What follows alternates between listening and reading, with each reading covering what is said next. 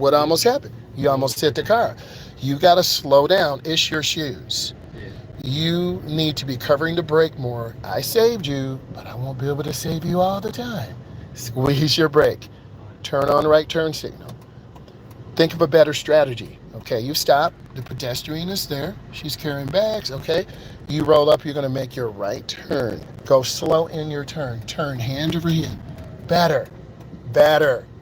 That's nice. Now turn out. Hand over hand out. Good. To remember the type of shoes, Timberlands, platform Nikes. I like Converse. Not sponsored by them, but Converse. If you're listening, Converse are good shoes too, but you want a thin sole shoe. Yep, follow road. You're going to go around again. Keep working on your steering. Stay middle right. We don't want to be by the curb. We want to be right about here. And then start looking left and right. You're looking for people running, playing Pokemon Go. Don't laugh. They play Pokemon Go across the world. Go all the way up. Have a complete stop.